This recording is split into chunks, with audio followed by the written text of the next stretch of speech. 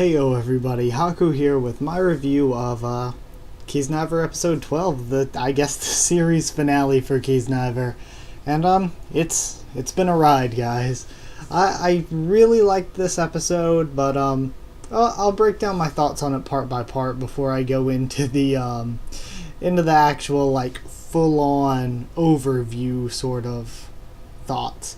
But basically, we start off, of course, we've got Sonozaki's plan to connect everybody via the Kizna system, and we find out that she has been obsessed with the success of it because to her, in her mind, it is what helped her connect with other people, and before that she was lonely, and she feels like it is the best method to have people understand one another, so she is very much dedicated to the success of it. And that's why her and Yamada are going through with it.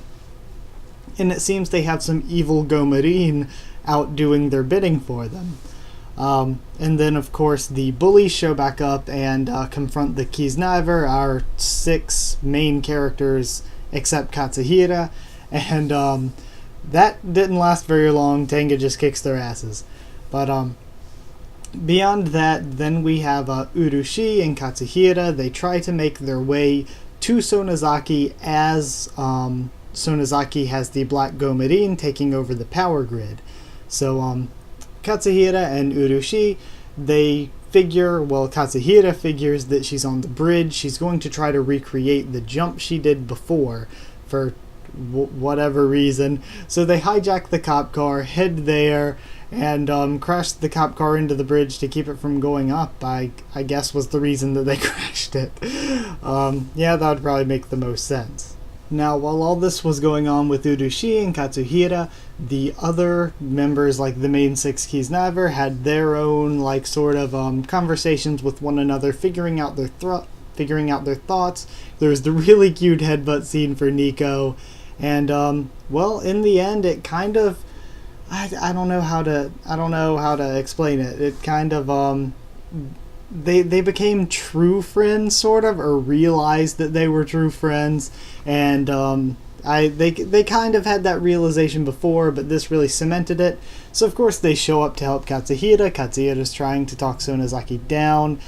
Everybody has great speeches. I think that I loved Katsuhira and Tenga, and seeing how their relationship throughout the entire series worked out, and seeing how it ended up this episode. I love Katsuhira and Tenga as like a bromance, but them and Hisomu too. Hisomu is great. All the characters and their interactions were really, really good throughout this. And this just sort of, we didn't see a ton of it here. It just sort of got wrapped up, and that's kind of all we had with it.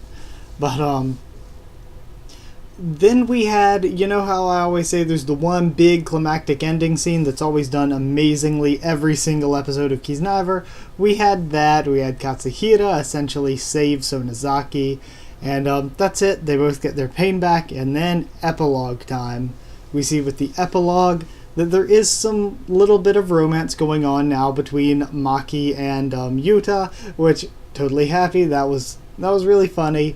Then, of course, it was hilarious. I love to see that Chidori is still tsundere for Tenga. It was really, really funny.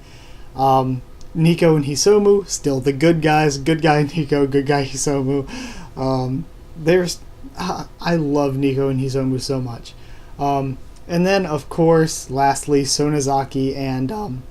we find out that the original Kiznaiver, the 5 that were in the wheelchairs, or whatever, out in the lawn type area, they actually are getting better. It's going to be a slow recovery, but they're getting better. And then lastly, of course, Sonozaki and Katsuhira are together now. And that's pretty much where we end. I went through that episode really fast because honestly, a lot of the scenes were a little drawn out and longer than they needed to be. The pacing wasn't amazing. There were really, really good parts. Not really many very bad parts, but they were drawn out. Overall, I thought it was a really, really good episode. Was it the best episode they've given us? No. Was it the worst? No, definitely not. So it's just kind of there, and for this series being a mid-level episode, is still very, very good compared to a generic episode of any other anime. So it was pretty good, well above average. I would say I like it how everything worked out. So I'd give it like 8 shipping successes out of 10, because it was definitely way better than average. It was definitely good, but not the best they've given us. As for the series as a whole, I would say the series as a whole had way amazing animation. Animation was amazing. The soundtrack and the music, all of that was amazing as well. So soundtrack, animation, way mega above average. It was amazing there. But the plot did have times where it struggled. Of course, like I said, every episode there was at least one really good scene, but there were parts and episodes where the plot really did hit a rough patch and struggle a little, and the ending wasn't the strongest ending it could have gone for, really. This whole last episode, they could have gone for a stronger ending if they wanted. But again, like I said, it was good. So really, there's a lot of good things, but the plot was a bit rocky, and I'd say the high point, if the plot being a bit rocky was the low point, I'd say the high point was definitely character interaction and scene direction, because like I said, there was like one amazing, beautifully directed scene every single episode. So there's definitely that for anybody looking forward to watching it. I mean, I'm assuming you've already watched if you've seen the review. But this is for just my thoughts. If you want to tell your friends or other people to watch it, I would say that as a whole, I'd give it like 8.5 all's well that ends well out of 10, because it was really good, but definitely not perfect, definitely not the best I've even reviewed on the channel. But I will still say that if you're looking to recommend it, I would definitely say recommend it, definitely say it's really good in my opinion, but it's definitely not for everyone. Like, this is one of those shows that's definitely not right for everybody's taste. Not everybody's going to be interested in it at all. It doesn't cover that large a ground with people that would be interested. So it's just one of those, if you like it, you're probably going to really like it. If you didn't, you're probably not going to like it at all. For me, I thought it was okay. I thought it was definitely above average. I thought it was really well produced, but it's certainly not my favorite. And even expectation towards reality, seeing the first episode, it turned out to be a lot less than I expected, but it was still pretty good.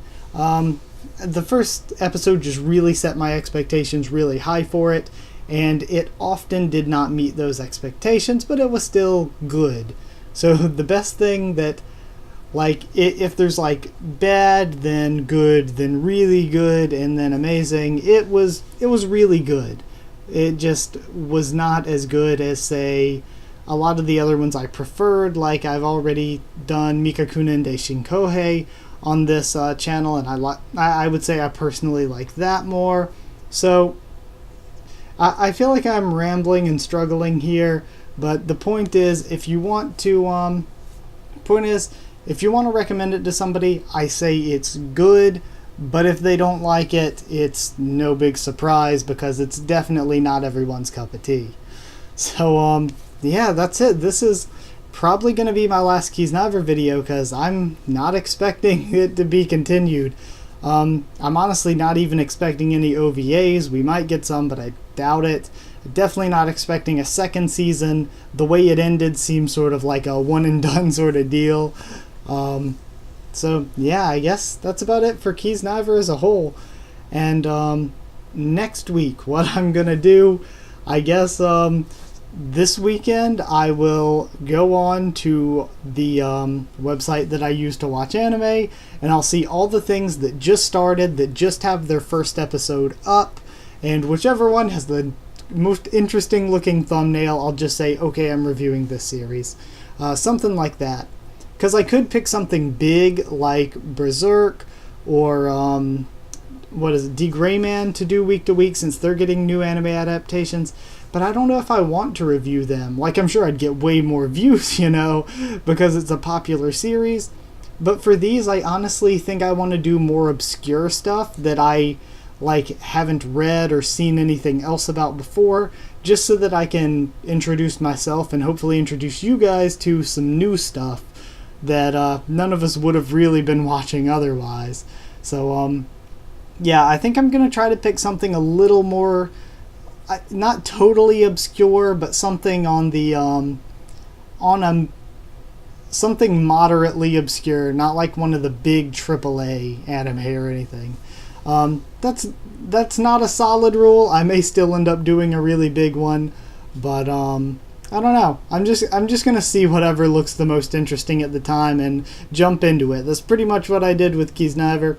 Except knowing that Kiznaiver was by Trigger really made me want to choose that one for this season. But the season that's starting this weekend, I'll just see what. Like I said, I'll see what's up there this weekend. I have no clue what I'm gonna pick yet. If you have any suggestions, feel free to send them to me. But yeah, like I said, I don't even know if I'll follow them. I don't know. I likely will just pick something at quick gut choice. So thank you for watching my final Kiznaiver review. So as always, like if you liked it, tell me what you thought of the review, what you thought of the show, what you thought of the episode. Subscribe for, sadly, no more Kiznaiver, but more One Piece, whatever anime I decide to pick up next, random anime in general, random comics and games and other things in general. I do a lot of stuff, so subscribe if you want to. Follow on Twitter if you want as well, because I'll keep you updated there on what I'm doing. Might even make a poll up there for what anime I should cover, like once I look and say, okay, 2 or 3 of these look pretty good, and then I'll say, okay, put a Twitter poll up, which of these 2 or 3 do you think I should cover now that Kiznaiver's done? And yeah, guess that's all I got. So thank you one last time for watching, and I will see you all next time.